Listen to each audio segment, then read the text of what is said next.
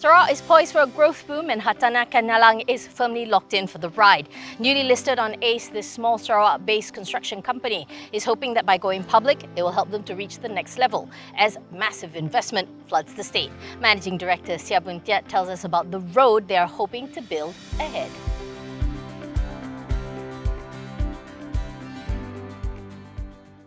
What was Hartanah's reason for going public? Was it money? Was it profile? I mean, why did you decide that? It's actually a good platform for us to, for the company to secure more projects because everyone will know our company, our profile, and as a listed co, for sure we will be more easy to get more fund for more larger size of projects. So this is our main reason. Your outstanding order book now is around 140 million. So in consideration, you would be a small to medium contractor. But can you give us an update on how many projects you are bidding for right now? Currently, our tender book stands at about 450 million. So we have 6 projects from there. And out of that, 3 is under design and build projects.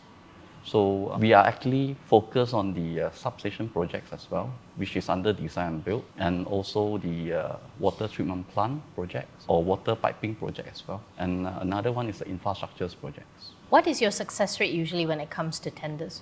For open tender, normally I would say around 10% because a lot of tenderers will participate in the project definitely. But for those like the selective tender, which we go through the pre-qualification, so the tenderers definitely will be a lot lesser. So I would say in this case, we will have more chances, higher chances. I would say about more than 20%.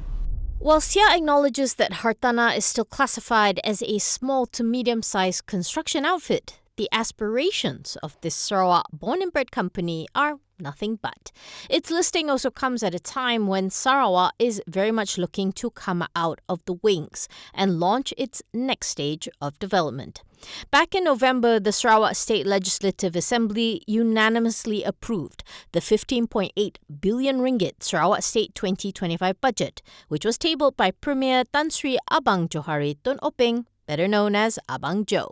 This budget is expected to generate a surplus of 486 million. Abang Joe also stated that Sarawak's financial capacity had been buffed by additional revenue from petroleum products. Of that, over 1.3 billion is earmarked for infrastructure development, an almost 64% increase from what was allocated the previous year. Seah says this is where Hartanah's previous expertise gives them an advantage. For these infrastructures projects, we will concentrate mostly on the bridges and roads. You imagine the whole Sarawak, a lot of rivers everywhere. So in future, there will be a lot of these kind of projects coming up. So especially for this year, government have allocated 1 billion for these infrastructures projects. So of course, we will continue tendering and hopefully there will be a chance for us in future. We will talk about the types of projects, because one of the projects that you do tout in your prospectus and you've talked about is the fact that Hartanah builds a lot of schools. Abang Joe has actually committed to making higher education available for all Sarawakians who qualify, and they're attracting a whole host of really renowned education universities here. So are these the jobs that you are also bidding for? Previously, we have participated in these Yasan International Schools, and we have completed one actually, which is the Yasan International School in Cebu.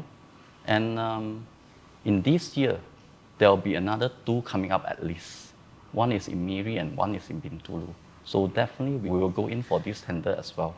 And another thing is also actually our Premier just announced there will be a new campus for ICATS. University College. So for this case, the estimated construction cost is about 300 million. So this actually gives us another good opportunity for us to participate in this tender.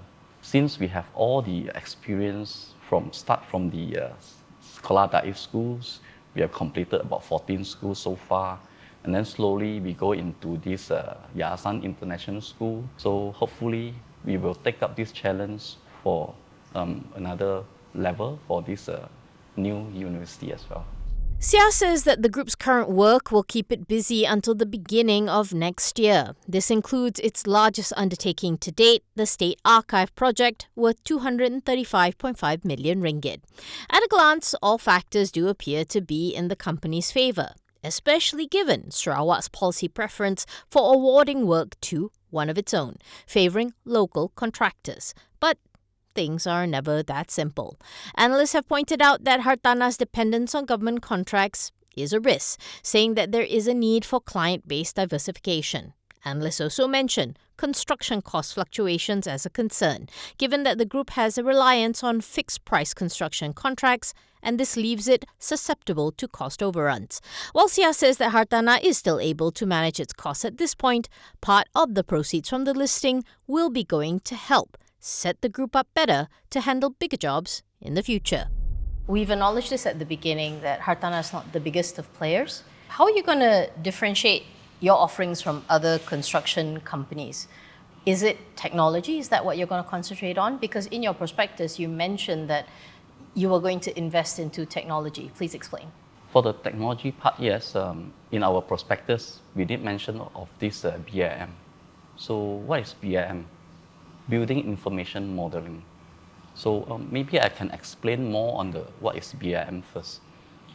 Actually, before this BIM, what we do is for each and every project, we actually superimpose the architecture drawing, CNS drawing, and M&E drawing together using a software called AutoCAD in 2D.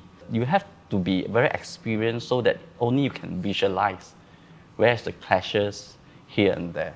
But with this BIM, actually it's shown in 3D form. So anyone with that drawing, you will know either this pipe got clashes with the roof trusses or the columns and everywhere. So it actually reduces mistake, in future. And of course, it will save some costs and time in future as well. That's the reason why we are going into this BIM.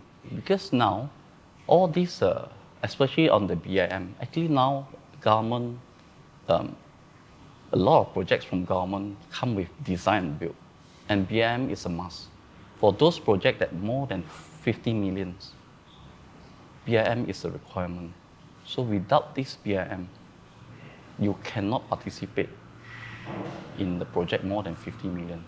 So that's why BIM is very important to us. So that we can go for the tender that more than 50 million,